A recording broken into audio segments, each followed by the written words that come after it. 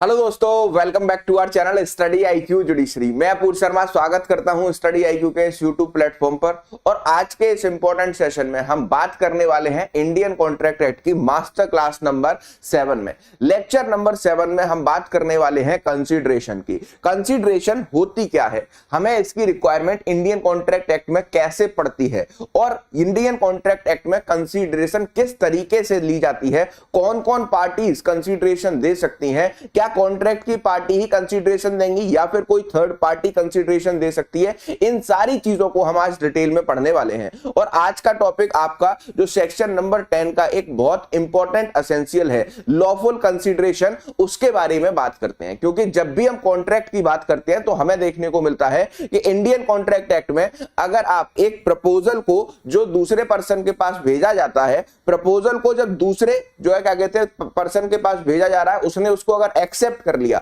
Accept करने के बाद में वो प्रपोजल आपका कैसा रहेगा, वो आपका प्रॉमिस बन जाएगा। और जैसे ही वो प्रॉमिस बनेगा वो आपका एग्रीमेंट कहलाएगा। एग्रीमेंट बनने के बाद हम सेक्शन 10 के एसेंशियल कंडीशंस को अगर फुलफिल कर देते हैं तो वो हमारा बोला जाता है कि इंडियन कॉन्ट्रैक्ट एक्ट के अकॉर्डिंग क्या बन चुका है, वो हमारा बन चुका है पूरी तरीके से कॉन्ट्रैक्ट। तो उसी में एक कंडीशन आती है, दैट इज योर कंसीडरेशन, कि एक लॉफुल कंसीडरेशन होना बहुत ज्यादा इंपॉर्टेंट है। और इसी कंसीडरेशन के बारे में आज हम बात करने वाले हैं। स्टार्ट करते हैं आज की इस इंपॉर्टेंट क्लास को और हम कंसीडरेशन के टॉपिक को समझने की कोशिश करते हैं। तो सबसे पहले अगर हम बात करें कंसीडरेशन की, तो कंसीडरेशन होती क्या है ये आपको पहले समझना है। सबसे पहले आपको यही समझना है कि what do you mean by consideration, ठीक है। और कंसीडरेशन को समझने के लिए आपको जाना होता है कहां पर, पहले ब्लैक पे ब्लैक कैसे दिखेगा,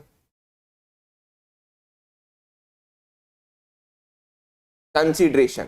अब ये कंसीडरेशन यहां हम इंडियन कॉन्ट्रैक्ट एक्ट में क्यों पढ़ रहे हैं, ये क्वेश्चन हमारे दिमाग में सबसे पहले आना चाहिए। 1872 में इंडियन कॉन्ट्रैक्ट एक्ट 1872 में why we read this topic consideration, ठीक है। तो इसके लिए कहां जाना पड़ेगा, इसके लिए जाना पड़ेगा, ठीक है, हमें सेक्शन नंबर 10 में। सेक्शन नंबर 10 में क्रेटा अभी तक बिकी नहीं है, क्रेटा कॉन्ट्रैक्ट एक्ट खत्म होने तक नहीं बिकेगी, उसके बाद हम क्रेटा को सेल करेंगे। और जो भी पर्सन हमारा जो है, हम लास्ट में क्रेटा को देखेंगे कि किसको सेल करना है, कौन हमारी क्लासेस में रेगुलर रहा है, उसको 100 रुपए में क्रेटा मिलेगी, ठीक है। ये तो सिर्फ मजाक की बात थी। अब आते हैं हम अपने जो है सेक्शन नंबर 10 में, और सेक्शन नंबर 10 में हम स्टार्ट करते हैं कंसीडरेशन के इस टॉपिक को, ठीक है। तो कंसीडरेशन के लिए हमें सबसे पहले सेक्शन 10 को पढ़ना रिक्वायर्ड है। सेक्शन 10 में आपको डिटेल में समझा चुका हूं बेटा, सेक्शन 10 को हम डिटेल में समझ चुके हैं, ठीक है। तो अब यहां पर क्या कह रहा है, यहां पर आपसे कह रहा है कि व्हाट एग्रीमेंट्स आर कॉन्ट्रैक्ट, कौन कौन से एग्रीमेंट हमारे कॉन्ट्रैक्ट कहलाएंगे, इस बात की हमें जो है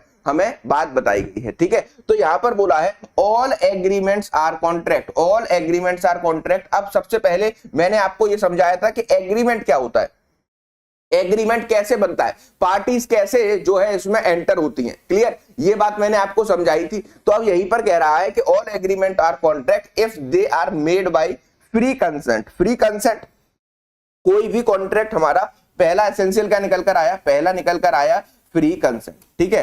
पहला निकल कर आया कि कोई भी एग्रीमेंट कॉन्ट्रैक्ट कहलाएगा अगर हम उसको बना रहे हैं किस तरीके से, फ्री कंसेंट से। दूसरा, competency of parties, competency to the contract, जो पार्टीज हैं वो जो है क्या है, कॉम्पिटेंट पार्टीज हैं, कॉम्पिटेंट पार्टीज हैं कॉन्ट्रैक्ट को करने के लिए, ठीक है, पहला। दूसरा देख लिया। Now come to the third point, for the lawful consideration with a lawful object, ठीक है। तो तीसरी चीज निकल कर आई, तीसरी चीज निकल कर आई यहां पर कि फॉर दी लॉफुल कंसीडरेशन, एक कॉन्ट्रैक्ट को बनाने के लिए लॉफुल कंसीडरेशन होना बहुत ज्यादा जरूरी है। उसके बाद ये जो कॉन्ट्रैक्ट बनाया गया है, ठीक है, वो लॉफुल पर्पस के लिए, लॉफुल पर्पस के लिए बनाया गया हो। और लास्ट कहता है are not hereby expressly declared to be void, और जो हमने यहां पर वॉइड बता रखा है, ठीक है, उसके अकॉर्डिंग उसको नहीं बनाया हो। अगर आप इन 5 कंडीशंस को सेटिस्फाई करते हो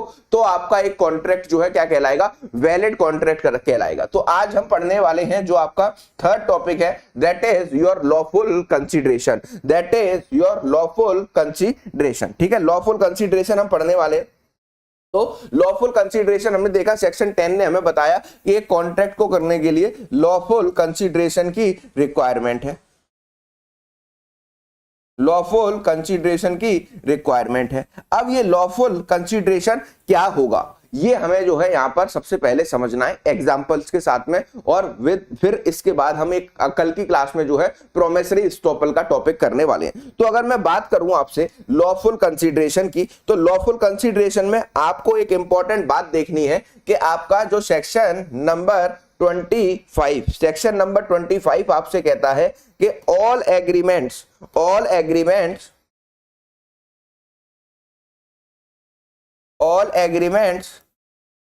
made without consideration, all agreement made without consideration is void। अब इस स्टेटमेंट का मतलब मुझे कोई समझा सकता है क्या? इस स्टेटमेंट से ही कहानी शुरू होगी हमारे, इस स्टेट से ही कहानी, इस जो है मैक्सिमम से ही, इस वर्ड से ही कहानी शुरू होगी कंसीडरेशन की। इसका कोई मुझे बता सकता है क्या? इसका कोई लिटरल मीनिंग मुझे बता सकता है क्या? सबसे पहले जल्दी मैं कुछ चीज पूछने की कोशिश कर रहा हूं। यहां पर मैंने लिख दिया है कि सेक्शन 25 हमसे कह रहा है all agreement made without consideration, मतलब जितने भी एग्रीमेंट है वो अगर विदाउट कंसीडरेशन बनाए गए हैं, जितने भी एग्रीमेंट हैं जो विदाउट कंसीडरेशन बनाए गए हैं वो क्या होंगे? वो वॉइड होंगे। तो अगर कोई भी एग्रीमेंट वॉइड है, यहां पर समझने की कोशिश करना, बहुत इंपॉर्टेंट बात समझा रहा हूं कि अगर कोई भी एग्रीमेंट बनाया जा रहा है, ठीक है, एग्रीमेंट बनाया जा रहा है और वो विदाउट कंसीडरेशन बनाया गया है। कैसे बनाया बेटा? विदाउट कंसीडरेशन आपका बनाया है, तो उस एग्रीमेंट को हम क्या बोल रहे हैं? उस एग्रीमेंट को हम वॉइड एग्रीमेंट बोल रहे हैं। मतलब विदाउट कंसीडरेशन इंडिया में कोई भी मतलब एग्रीमेंट नहीं बनेगा। जब हमारा कॉन्ट्रैक्ट ही नहीं बना, तो क्या हमारा जब हमारा एग्रीमेंट ही नहीं बना तो क्या हमारा कॉन्ट्रैक्ट बन सकता है? बताओ। सबसे पहले मैंने आपसे एक इंपॉर्टेंट बात पूछी कि अगर हमारा एग्रीमेंट ही नहीं बना तो क्या कोई भी हमारा एग्रीमेंट के नेक्स्ट स्टेप पर जा सकते हैं, कॉन्ट्रैक्ट बना सकते हैं क्या हम उसको? ये बात आपसे यहां पर पूछी गई है, ठीक है। तो जब एग्रीमेंट ही नहीं बन रहा है तो हम उसको कॉन्ट्रैक्ट कभी बना नहीं पाएंगे। तो यहीं से कहानी हमारी शुरू होगी कि कंसीडरेशन की हमें रिक्वायरमेंट इसलिए है कि हम जो है एग्रीमेंट में भी कंसीडरेशन लिखें, ठीक है। एग्रीमेंट में अगर कंसीडरेशन है तब जाकर के हम ये देखेंगे कि सेक्शन 10 के एसेंशियल फुलफिल हुए हैं, देन वी सेड कि that agreement is a contract under the Indian contract act. Because the main reason is that कि अगर हमें कोई भी ऑफर बनाना, अगर हमें कोई भी एग्रीमेंट बनाना है तो उसके लिए हमें क्या करना होगा? सबसे पहले एक ऑफर बनाना होगा। ऑफर बना करके अपनी इंटेंशन को बताना होगा, प्रपोजल बनाना होगा, और ये प्रपोजल सेंड किया जाएगा जिसके लिए ये प्रपोजल बनाया गया है, ठीक है, to the other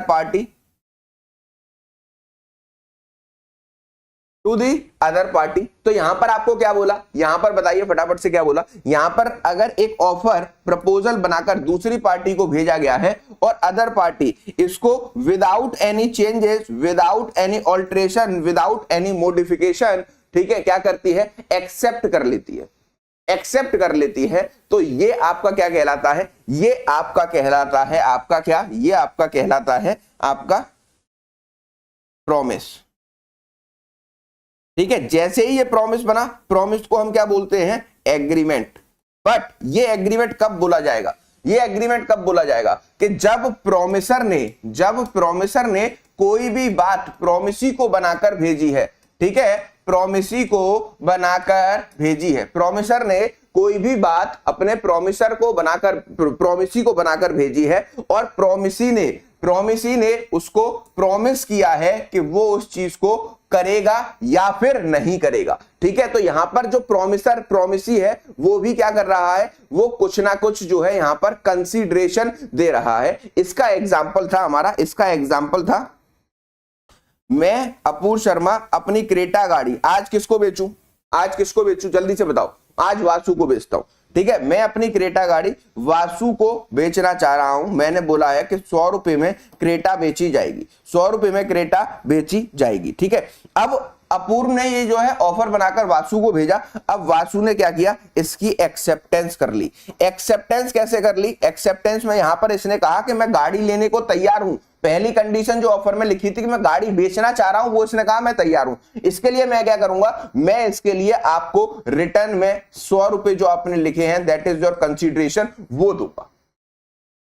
that is your consideration, वो दूंगा। तो यहां पर कंसीडरेशन का मतलब क्या है कि जो पर्सन हमारे ऑफर को, प्रपोजल को, एग्रीमेंट को एक्सेप्ट कर रहा है, एग्रीमेंट में आ रहा है, वो भी अपनी तरफ से क्या कर रहा है, कुछ ना कुछ हमें प्रॉमिस कर रहा है, कुछ ना कुछ चीजें हमें बता रहा है। ठीक है सर, आज हम खरीद ही लेंगे क्योंकि बहुत दिन से बिक रही है। हाँ, ये कॉन्ट्रैक्ट एक्ट के सेक्शन 75 तक बिकती रहेगी, उसके बाद जिसको खरीदनी है खरीद लेना। ठीक है, चलो ठीक है।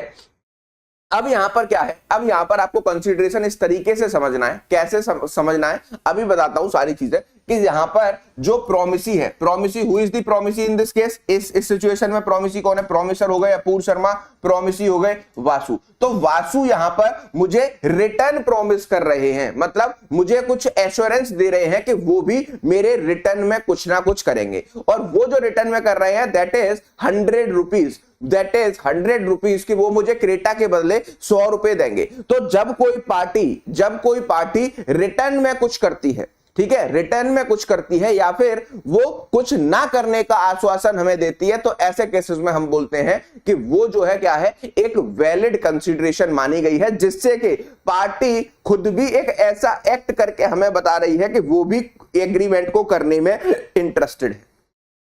आया समझ में, वो भी एग्रीमेंट को करने में इंटरेस्टेड है। ठीक, तो यहां पर जब ये प्रोमिसर को लिखकर भेज रहा है कि वो इसको एक्सेप्ट कर रहा है, तो यहां पर क्या कर रहा है, वो अपने ऊपर कोई लायबिलिटी ओन कर रहा है कि वो इस चीज को परफॉर्म करने को रेडी है। क्लियर, इस चीज को परफॉर्म करने को रेडी है। अब ये लायबिलिटी वाली जो बात है, इसको हम बोलते हैं, लायबिलिटी वाली जो बात है या फिर बदले में कुछ देने वाली बात है, इसको हम बोलते हैं, एक फेमस मैक्सिम है, लिख लीजिए, क्विड प्रो क्यो। ठीक है, इसका मतलब क्या है, इसका लिटरल मीनिंग है, ठीक है, prices of promise,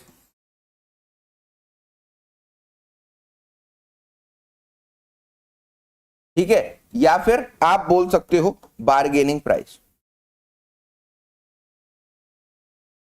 bargaining price किसके, रिटर्न में,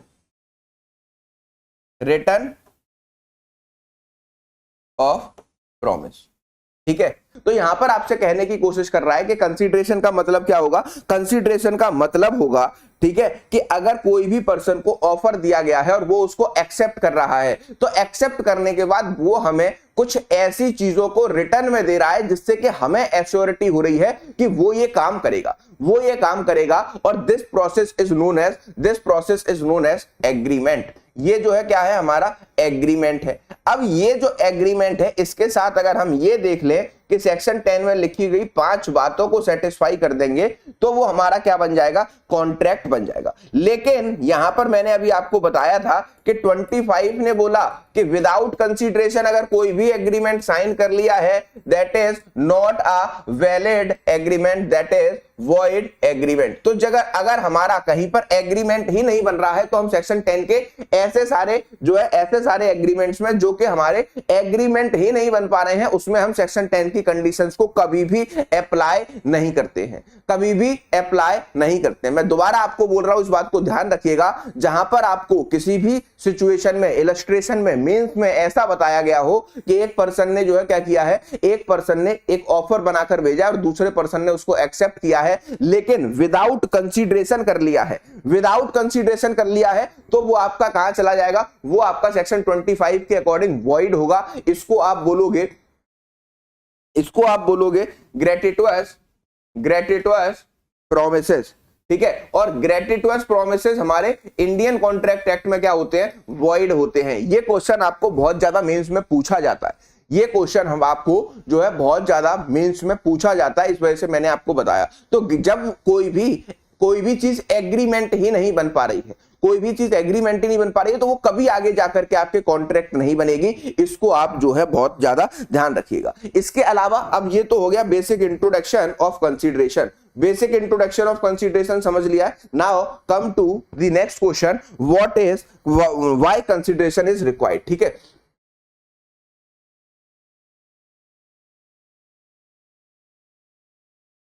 why consideration is required. Consideration की रिक्वायरमेंट क्यों है, कंसीडरेशन रिक्वायर्ड क्यों है? Exceptional nature, love and affection, time bar debts, voluntary services.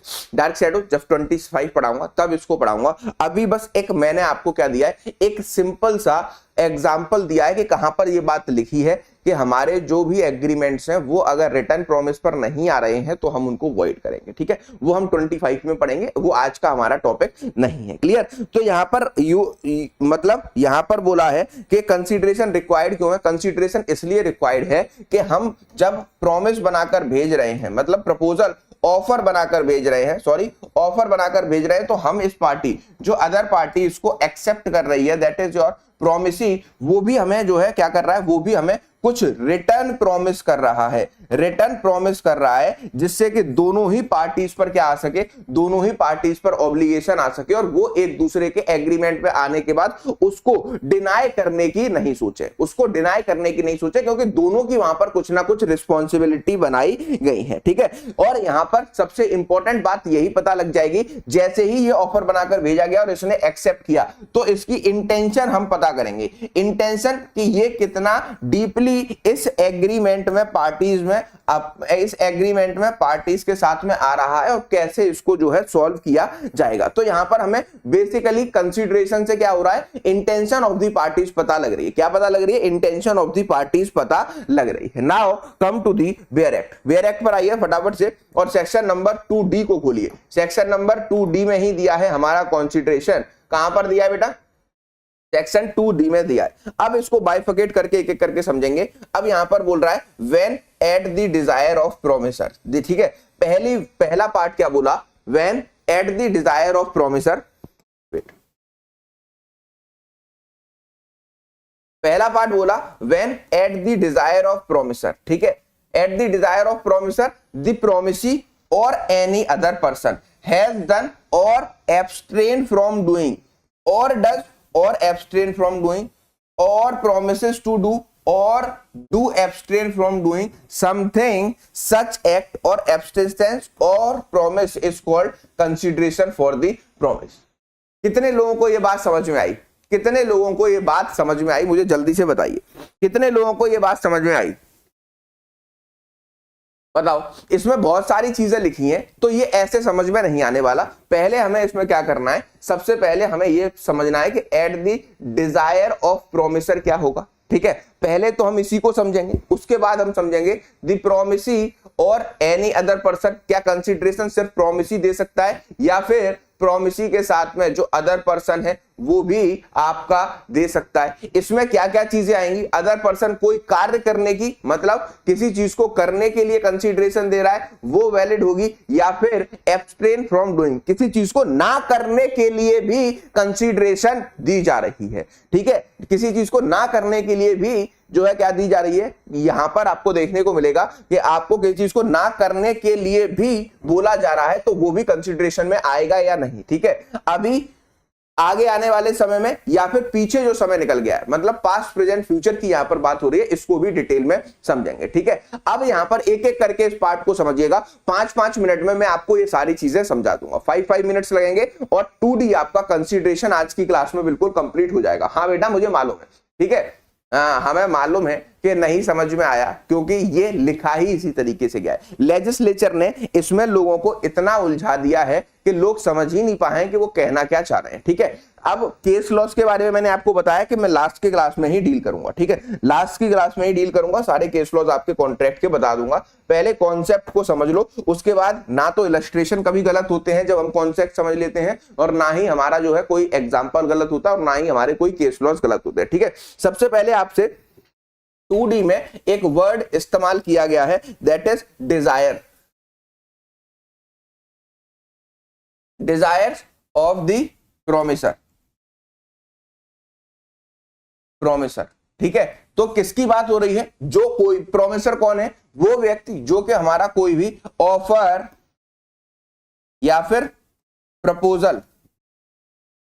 Proposal बनाकर भेज रहा है। ठीक है, तो यहां पर डिजायर मतलब डिजायर वर्ड का मतलब क्या है? डिजायर वर्ड का मतलब है कि जब भी कोई पर्सन, हाँ बताओ बेटा तुम्हारा क्या क्वेश्चन है यहां पर। ठीक है, अब यहां पर क्या है, यहां पर आप इसको इस तरीके से समझिए कि एक ऑफर, प्रोमिसर ने एक ऑफर बनाया और ये प्रोमिसर ने जो ऑफर बनाया है वो कहां भेजा है? वो प्रोमिसी को भेजा है। ठीक है, वो प्रोमिसी को भेजा है ऐसे केसेस में। अब यहां पर प्रोमिसर की डिजायर क्या है कि ये जो ऑफर है, ये जो ऑफर बनाकर मैंने प्रोमिसी को दिया है। ठीक है, यहां पर प्रोमिसर की डिजायर ये है कि ये जो ऑफर बनाकर मैंने प्रोमिसी को दिया है, इसके बदले में प्रोमिसी जब इसमें एग्रीमेंट मेरे साथ बना रहा है तो मुझे भी कुछ एश्योरेंस दे, मुझे भी कुछ श्योरिटी दे, मुझे भी कुछ एश्योरेंस दे, मुझे भी कुछ श्योरिटी दे कि वो आगे इस एग्रीमेंट को परफॉर्म करेगा। ठीक है, तो यहां पर इसी वजह से लिखा है at the desire of promisor, मतलब promisor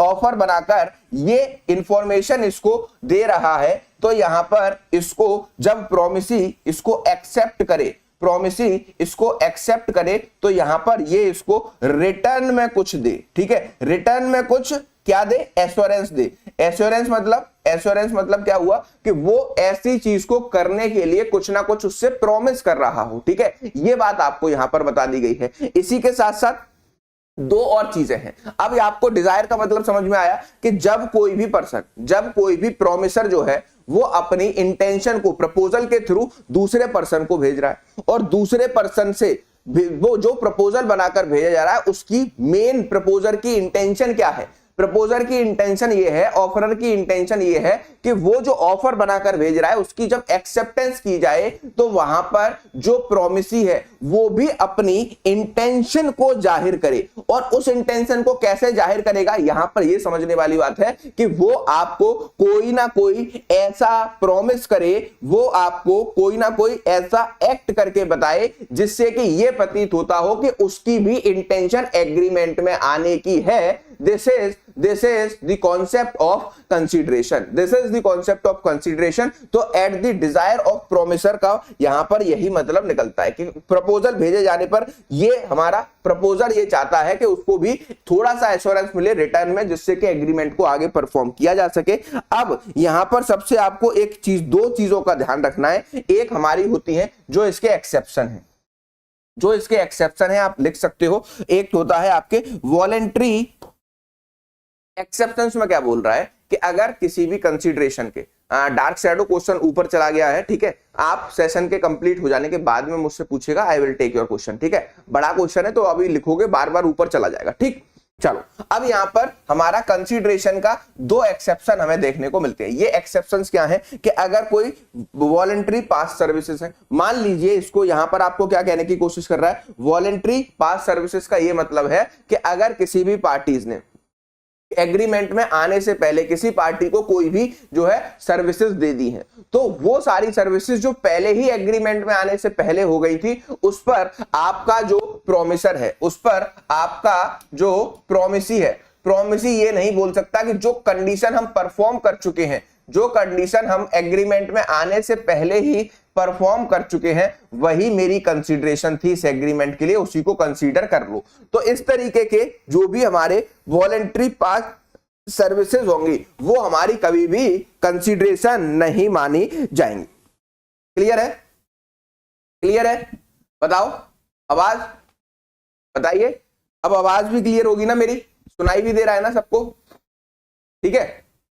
now the second point is, जहां पर एक पर्सन के ऊपर लीगल ड्यूटी है, एक पर्सन के ऊपर लीगल ड्यूटी है कि उसको ऐसा करना ही करना है। तो जिस पर्सन के ऊपर लीगल ड्यूटी लगाई गई है, जिस भी पर्सन के ऊपर लीगल ड्यूटी लगाई गई है वो पर्सन ये नहीं कह सकता कि मैं इस एग्रीमेंट को एक्सेप्ट कर रहा हूं, लेकिन मेरी जो लीगल ड्यूटी है आप उसी को कंसीडरेशन मान लीजिए। तो कंसीडरेशन के हमें ये दो क्या हैं, ये दो हमें जो है क्या देखने को मिलते हैं, हमें जो है ये दो जो है एक्सेप्शन देखने को मिलते हैं, जो कि आपके प्रीलिम्स में कई बार पूछे जा चुके हैं। तो ये कंसीडरेशन के क्या है बेटा, एक्सेप्शन है। वॉलेंट्री पास सर्विसेज को हम कभी भी एज अ कंसीडरेशन बाद में जब एग्रीमेंट कर रहे हैं उसको हम जो है कंसीडरेशन कंसीडर नहीं करा सकते। The second point is legal duty, जिस पर्सन का काम है वो चीज करना, लॉ उससे बोल रहा है कि तुम्हें ऐसा काम करना है, तो ऐसे केसेस में आप उस जो है अपनी ड्यूटी को एग्रीमेंट करने के लिए कंसीडरेशन के रूप में कभी भी इस्तेमाल नहीं करेंगे, नाउ ये आपको समझ में आया। इसके बाद एक हमारा टॉपिक होता है, वो हमारा बहुत ही जो है इसका सेकंड कंसीडरेशन, प्रॉमिस और एनी अदर। देखो अब दो चीजें हमने यहां पर समझ ली, वेयर एक्ट पर दोबारा से आइए, यहां पर हमने समझ लिया eight the desire of promisor, ठीक है, द प्रोमिसी और एनी अदर पर्सन, इसको समझते हैं, ठीक है, कि क्या कंसीडरेशन सिर्फ एक पर्सन जिसके लिए वो बनाया गया एग्रीमेंट है, प्रॉमिस ऑफर बनाया गया है, वही देगा, या फिर कोई और भी उसको दे सकता है, ठीक है, या फिर कोई और भी उसको दे सकता है। यहां पर इस चीज को हमें समझना है, ठीक है। दो प्रोमिसी और एनी अदर पर्सन, ठीक है, प्रोमिसी और एनी अदर पर्सन का मतलब क्या है, इसको यहां पर समझेंगे।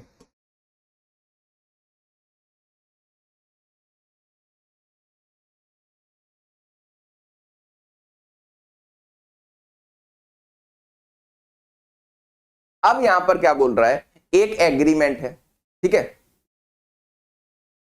है, अब एक एग्रीमेंट है, एक एग्रीमेंट बनाए जाने के लिए एक पर्सन के लिए पहले ऑफर बनाया गया, उसने वो एक्सेप्ट किया। अगर वो पर्सन खुद ही उसकी कंसीडरेशन दे रहा है तो क्या वो सिंगल दे सकता है या फिर किसी भी थर्ड पार्टी से उसकी कंसीडरेशन कराई जा सकती है। अब इसमें आपको पढ़ना होता है, इसमें आपको एक छोटा सा टॉपिक पढ़ना होता है, there is no privity of consideration, ठीक है, there is no privity of consideration. Privity of consideration हमारा है या नहीं, ये हमें यहां पर जानना है, लेकिन उससे पहले आपको ये जानना होगा कि what do you mean by privity of contract. ये प्रीविटी कॉन्ट्रैक्ट में होता क्या है, कॉन्ट्रैक्ट में प्रीविटी का मतलब पढ़ा है तो फिर मुझे पढ़ाने की जरूरत नहीं है, जल्दी से बताइए क्या आपने कॉन्ट्रैक्ट में प्रीविटी का मतलब पढ़ रखा है, प्रीविटी ऑफ कॉन्ट्रैक्ट आप पढ़ चुके हो, प्रीविटी ऑफ कॉन्ट्रैक्ट का मतलब आप पढ़ चुके हो, नहीं पढ़े हैं तो समझो, पहले प्रीविटी ऑफ कॉन्ट्रैक्ट को समझो, then we will go for the promisee और अदर पर्सन, जहां पर हम प्रीविटी ऑफ कंसीडरेशन को समझेंगे। इस पार्ट को समझने की कोशिश करते हैं, what is privity of contract, ठीक है, प्रीविटी ऑफ कॉन्ट्रैक्ट है क्या,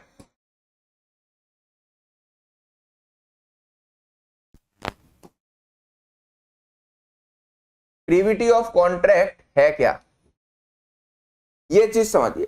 अब यहां पर आप इसको एग्जाम्पल के तौर पर समझेंगे तो आपको ज्यादा समझ में आएगा, ठीक है। अब यहां पर क्या है, प्रीविटी ऑफ कॉन्ट्रैक्ट का मतलब जो पार्टीज हैं हमारे कॉन्ट्रैक्ट की, ठीक है,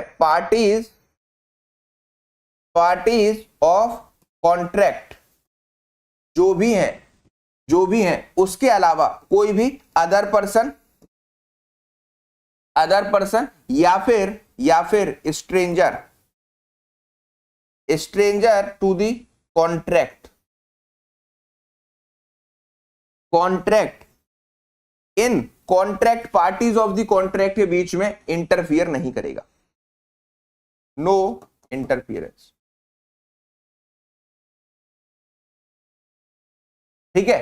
तो यहां पर प्रीविटी ऑफ कॉन्ट्रैक्ट का मतलब क्या है कि एक person, sir and Vasu can only enforce the contract, not others. Absolutely fine, बिल्कुल सही जवाब दिया है, ठीक है, बिल्कुल सही जवाब दिया है ग्रोवर साहब।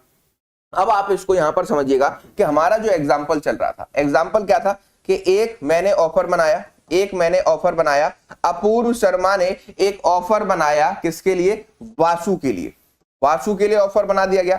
वासु को मैंने बोला 100 रुपए में क्रेटा बिक रही है, ले लो, मैं तुमको प्रपोजल भेज रहा हूं, एक्सेप्ट कर लेना। मतलब तुम्हारी मर्जी है, एक्सेप्ट करो या नहीं करो। वासु ने कहा हाँ जी एक्सेप्ट है, स्वीकार कर लिया, एक्सेप्ट कर लिया। बोला मैं ले लूंगा, इसके बदले में मैं आपको 100 रुपए दे दूंगा जो आपने कहा है। तो वासु का यहां पर जो है इसका क्या हो गया, कंसीडरेशन क्या हो गया, वासु का यहां पर कंसीडरेशन क्या हो गया, 100 रुपीज गिवन टू मी। ये वासु की तरफ से मुझे प्रॉमिस हुआ एक तरीके से कि वो जो एग्रीमेंट में लिखी बात है उसमें क्रेटा लेना चाह रहा है, मुझे 100 रुपए दे देगा। अब हम दोनों क्या हुए, एक एग्रीमेंट में एंटर हो गए, ठीक है, एक एग्रीमेंट में एंटर हो गए। जब हम एग्रीमेंट में एंटर हुए बेटा, तो यहां पर सबसे पहले हमने देखा कि हम दोनों साउंड माइंड हैं, हम दोनों साउंड माइंड है, हाँ है, हम दोनों मेजर हैं, हम दोनों लॉफुल कॉन्ट्रैक्ट कर रहे हैं, लॉफुल पर्पस के लिए कर रहे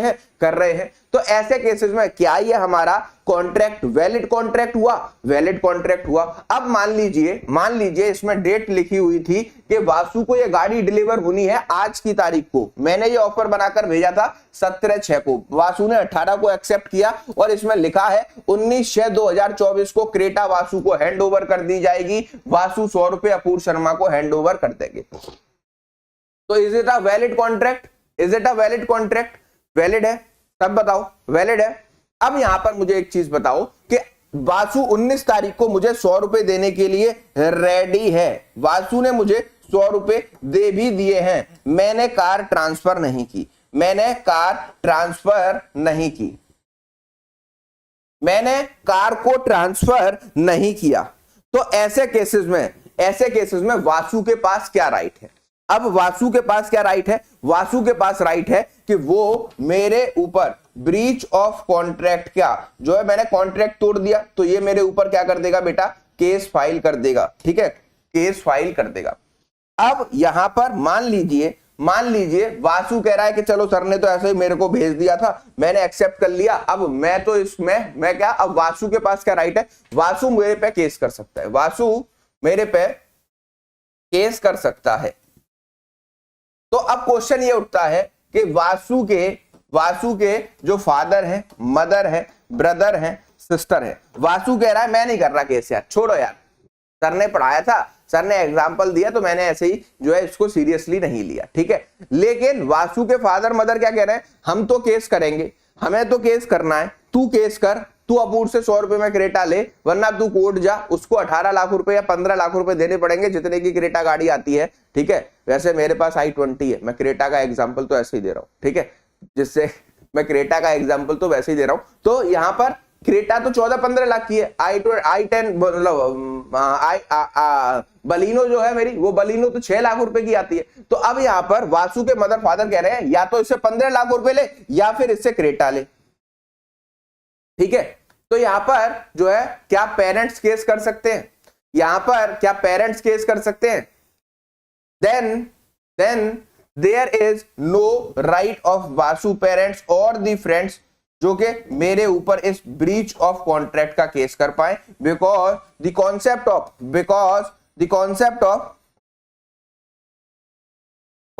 ऑफ प्रीविटी,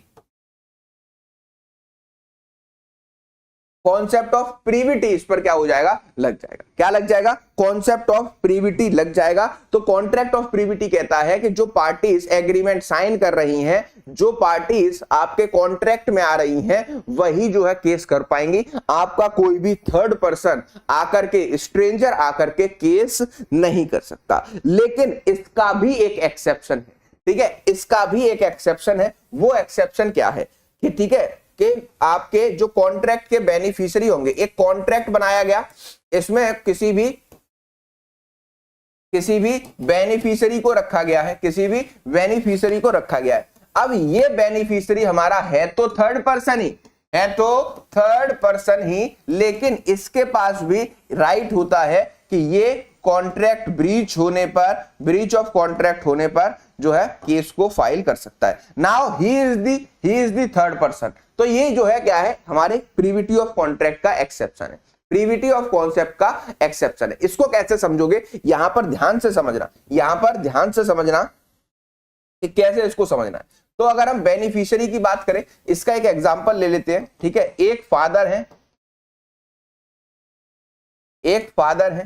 फादर ने सन के लिए, ठीक है, यहां पर फादर ने कॉन्ट्रैक्ट किया सन से कि मेरी सारी प्रॉपर्टी, मेरी ऑल प्रॉपर्टीज, मेरी सारी प्रॉपर्टी आज से एब्सोल्युटली तुम्हारी है, तुम्हारा आज से इन पर एब्सोल्युटली हक है, एब्सोल्युटली हक है। लेकिन तुम्हारी एक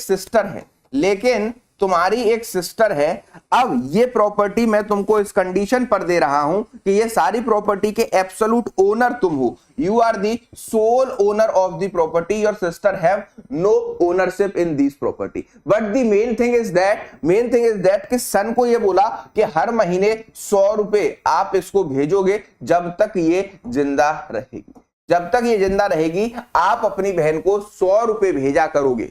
तो ये एक वैलिड कॉन्ट्रैक्ट है, ये एक वैलिड कॉन्ट्रैक्ट है। यहां पर फादर कौन है? फादर यहां पर ऑफरर है, मतलब इन्होंने ऑफर बनाया। सन कौन है? सन यहां पर प्रोमिसी है, इसने एक्सेप्ट किया, ठीक है, प्रोमिसी है। And who is the sister? Beneficiary, beneficiary है जिसको 100 रुपए पर मंथ जो है जब तक वो जिंदा रहेगी इसको मिलने हैं।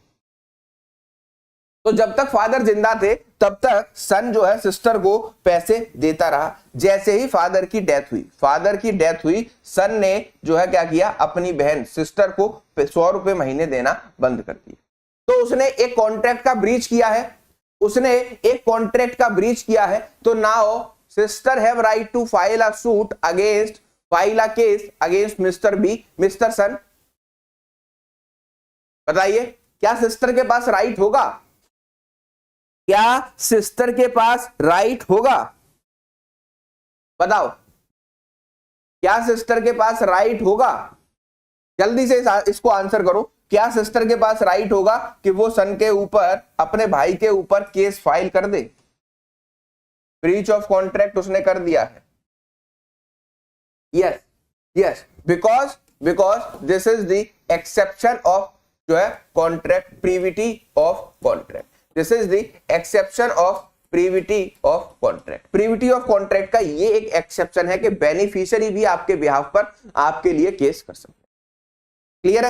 क्लियर है। Now come to the question, now come to the main question कि जो आपका कंसीडरेशन है, ठीक है, अब इस पर आना ध्यान से, बहुत ध्यान से समझना है इसको, ठीक है, बहुत अच्छे से समझाऊंगा और बहुत अच्छे से आपको समझना है। नाउ प्रीविटी ऑफ कंसीडरेशन होता है या नहीं?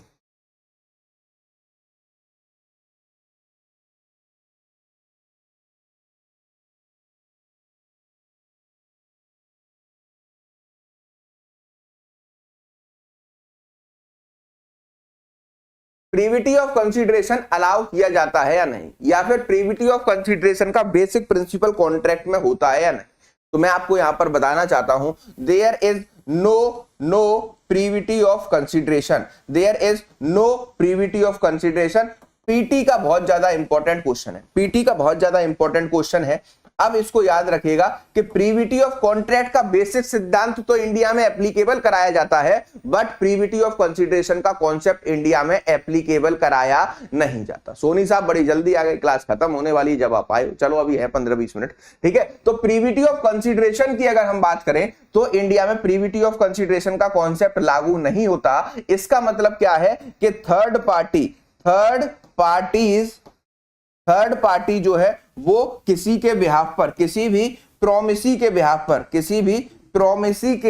बिहाफ पर कंसीडरेशन दे सकती है। ठीक है, यही तो निकल कर आया। जब प्रीविटी ऑफ कंसीडरेशन हमने लगाया ही नहीं और किया ही नहीं, तो यहां पर आपको क्या देखने को मिला कि privity of consideration third party भी दे सकती है। इसका एग्जांपल हम समझ लें, मान लो तीन दोस्त हैं, ठीक है। जैसे तीन दोस्तों का नाम लिख लेते हैं, एक तो सोनी साहब हैं, ठीक है, एक हमारे शॉपकीपर हैं, शॉपकीपर हम बना देते हैं प्रसाद को, ठीक है, सोनी साहब हैं, प्रसाद है, ठीक। अब यहां पर मुझे एक मोबाइल चाहिए, मैं हूं अपूर शर्मा, एक बहुत गरीब आदमी, ठीक है, मुझे एक मोबाइल चाहिए, ठीक है। मोबाइल शॉप ओन करते हैं प्रसाद, इनकी क्या है, मोबाइल शॉप है, ठीक है, मोबाइल शॉप है। तो मैं प्रसाद से कहता हूं कि भाई मुझे एक मोबाइल दे दो, मुझे एक मोबाइल दे दो जिससे कि मैं अपने बच्चों से, जो जिन्हें मैं पढ़ाता हूं, उनसे मैं बात कर सकूं, उनकी समस्याएं सॉल्व कर सकूं। ठीक है, यहां पर प्रसाद साहब कहते हैं कि ये जो मुझे मोबाइल लेना है उसकी जो है क्या कहते हैं, मैं 1,000 रुपए तक का मोबाइल लेने की इनसे कहता हूं। ये मुझे एक अच्छा मोबाइल दिखाते हैं जो कि 3,000 रुपए का है। अब मेरे पास तो पैसे ही नहीं है कि मैं प्रसाद से ये मोबाइल ले सकूं, मेरे पास तो पैसे ही नहीं है मैं मोबाइल जो है प्रसाद से ले सकूं। तो अब यहां पर अपूर्व शर्मा की मदद करने के लिए सोनी आई और सोनी ने कहा कि आप इस फोन को ले लो, बचे हुए 2,000 रुपए मैं प्रसाद को दे देती हूं, मैं प्रसाद को दे देती हूं। तो क्या ऐसा किया जा सकता है? तो क्या ऐसा किया जा सकता है? क्या सोनी के द्वारा दिए गए 2,000 रुपए वैलिड कंसीडरेशन कहलाएंगे? वैलिड कंसीडरेशन कहलाएंगे। ये बात आपको यहां पर समझनी, ये बात आपको यहां पर समझनी, बताइए फटाफट से। तो क्या वैलिड कंसीडरेशन कहलाएंगे? बताइए। तो 1,000 रुपए मैंने दे दिए, 2,000 रुपए सोनी ने दे दिए और मेरे पास आ गया 3,000 रुपए का फॉर्म, 3,000 रुपए का मोबाइल। तो क्या सोनी ने जो पैसे दिए वो वैलिड कंसीडरेशन हुए? हैं? देखो, सोनी ने पैसे इसको 2,000 रुपए दिए और मुझसे कहा कि सर जो आप ट्यूशन पढ़ा रहे हो, जो आप ट्यूशन पढ़ा रहे हो आप मुझे बाद में रिटर्न कर देना, बाद में रिटर्न कर देना। तो ऐसे करके मैं मोबाइल खरीद सकता हूं क्या?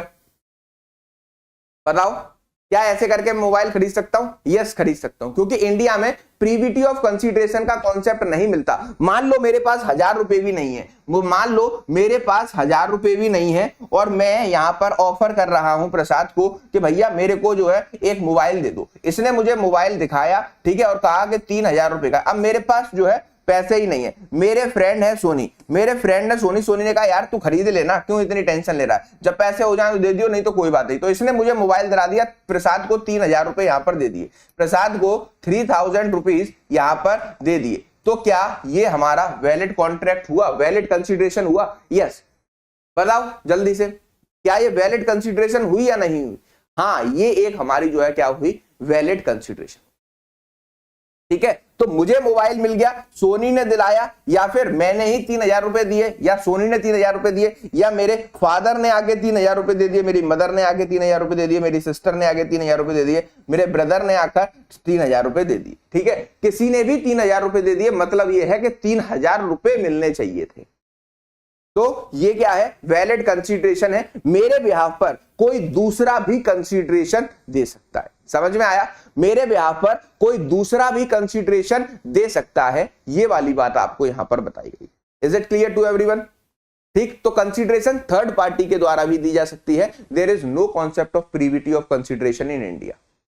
Is it clear? Now the next topic, consideration का एक और हमारा इंपॉर्टेंट पॉइंट बचता है कि कंसीडरेशन कैसे होगा। हाँ, कंसीडरेशन हुआ है कैसे पता लगेगा? ठीक है, कंसीडरेशन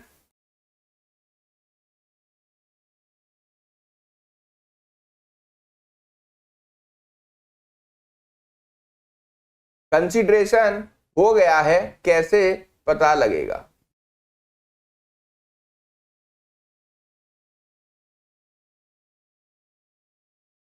ठीक है, तो कैसे पता लगेगा, इसका क्या आंसर है? यहां पर एक टेबल बना लीजिए। ठीक है, एनी पर्सन मतलब जो भी हमारा प्रोमिसी है, मतलब प्रोमिसी, ही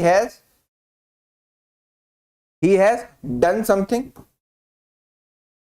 उसने हमारे लिए कोई भी एक्ट कर दिया है, मतलब कंसीडरेशन के रिस्पेक्ट में वो हमारे लिए कोई भी एक्ट कर चुका है। दूसरा सेकंड पॉइंट, एब्स्ट्रेन फ्रॉम डूइंग, मतलब वो कोई एक्ट करना चाहता था लेकिन उसने हमारे लिए नहीं किया, तो वो भी क्या होगी, वैलिड कंसीडरेशन होगी। नेगेटिव कॉनोटेशन की कंसीडरेशन को भी हम कंसीडरेशन ट्रीट करेंगे। ठीक है, या फिर वो हमारे लिए कोई काम करेगा, डज मतलब वो हमारे लिए कोई काम करेगा, या फिर डज एब्स्ट्रेन फ्रॉम डूइंग।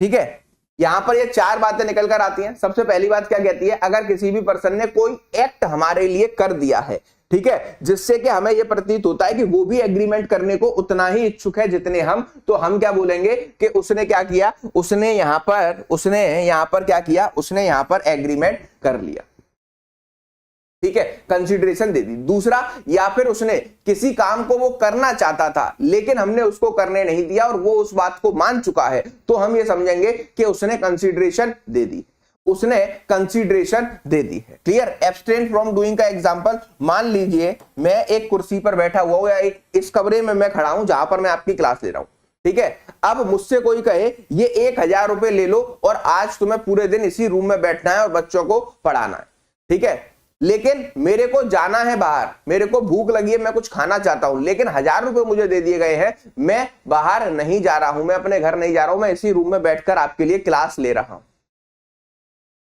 तो ये क्या है कि मुझे किसी चीज को करने से रोका गया है और मैं उस चीज पर रुक भी गया हूं, मैं उस चीज पर रुक भी गया हूं। तो ऐसी चीजों को यहां पर जो है क्या, ऐसी चीजों को भी ये माना जाएगा कि मैंने अपनी कंसीडरेशन दे दी है। या फिर मैं ये प्रॉमिस करूं कि भविष्य में मैं कोई काम आपके लिए करूंगा, या फिर ये प्रॉमिस करूं कि भविष्य में मैं कोई काम आपके लिए नहीं करूंगा।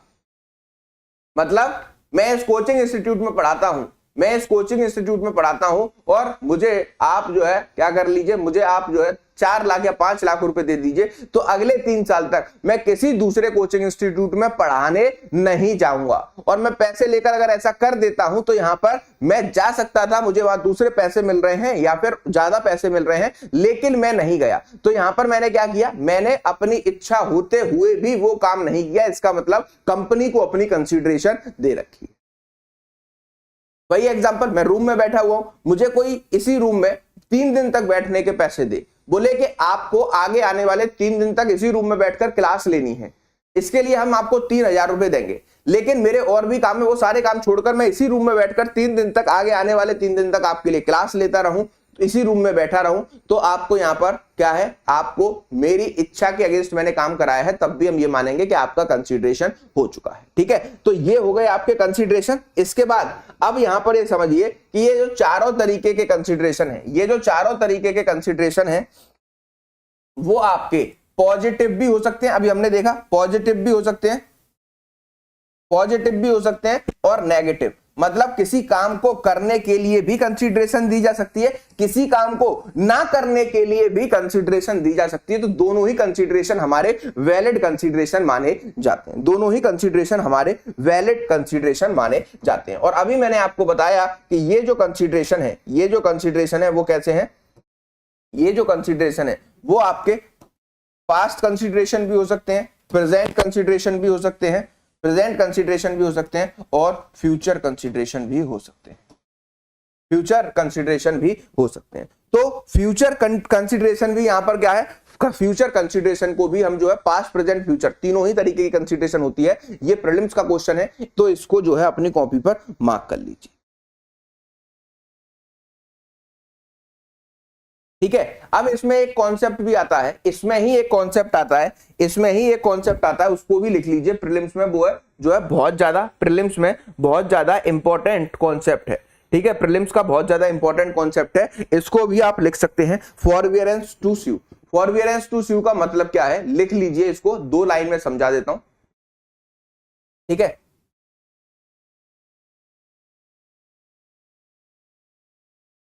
फॉरबियरेंस टू, अब इसको समझ लीजिए। अगर कोई भी पर्सन, याद रखना इंपॉर्टेंट है, प्रीलिम्स में कई बार पूछा गया, पीटी में कई बार पूछा गया। ठीक है, यहां पर इसका क्या मतलब है, फॉरबियरेंस टू सू, अगर कोई भी पर्सन कुछ कंसीडर करके, कुछ भी चीज को लेकर अगर किसी से ये प्रॉमिस कर दे कि वो उसके खिलाफ सिविल सूट या फिर कोई भी केस नहीं फाइल करेगा, सिविल मतलब सूट, केस मतलब कोई भी केस फाइल नहीं करेगा, तो ऐसे केसेस में क्या ये किया जा सकता है। तो यहां पर इंडियन कॉन्ट्रैक्ट एक्ट कहता है कि हाँ भाई ऐसा किया जा सकता है। जैसे मान लो ये मेरी गाड़ी है, कैसे बनाऊं, ऐसे ही तो बनेगी। हाँ, ये बन गई क्रेटा। अब इस क्रेटा को 100 रुपए में कौन खरीदेगा, देखते हैं। ठीक है, ये गाड़ी है मेरी, क्लियर, ये क्रेटा है, खरीदोगे 100 रुपए में, इस वाली क्रेटा की कॉन्ट्रैक्ट में बात चल रही है, जो कॉन्ट्रैक्ट बनाए जा रहे हैं इस वाली क्रेटा की बात चल रही है। अब मैं अपनी क्रेटा से निकला, यहां पर एक आदमी खड़ा हुआ था, यहां पर एक पर्सन खड़ा हुआ था, मैं क्रेटा को लेकर जा रहा हूं, ये पर्सन मान लो यहां से वॉक कर रहा है, ये रोड है, यहां पर क्रेटा चल रही है, मेरी गाड़ी इससे टच हुई, और ये जो है रोड पर गिर पड़ा, इसके छोटी मोटी चोटें आई, छोटी या फिर छोटी मोटी केस है कि चोट इनके लगी। सर ये रियल वाली,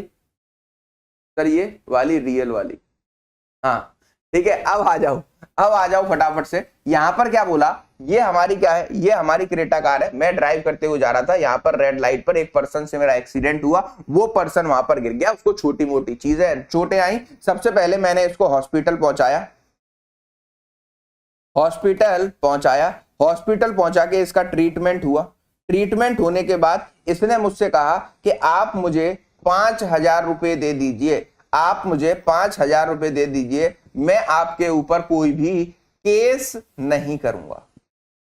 मैंने इसका इलाज भी करवा दिया।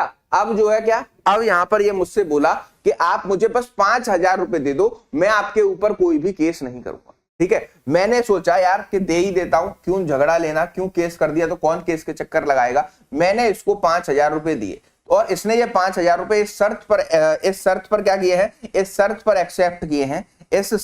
एक्सेप्ट किए हैं कि ये मेरे ऊपर कोई भी केस फाइल नहीं करेगा।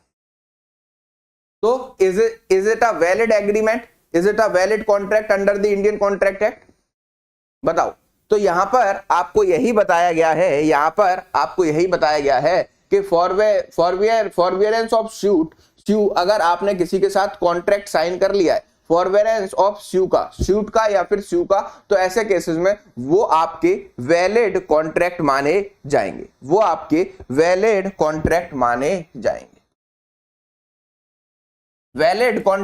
जाएंगे। और ये पर्सन 5,000 रुपए लेने के बाद में मेरे ऊपर कोई भी केस नहीं करेगा। अगर ये कर भी देता है, ये क्या कर रहा है, ब्रीच ऑफ कॉन्ट्रैक्ट, क्या कर रहा है, ब्रीच ऑफ कॉन्ट्रैक्ट कर रहा है, मैं इसके ऊपर डैमेजेस के लिए क्लेम कर सकता हूं,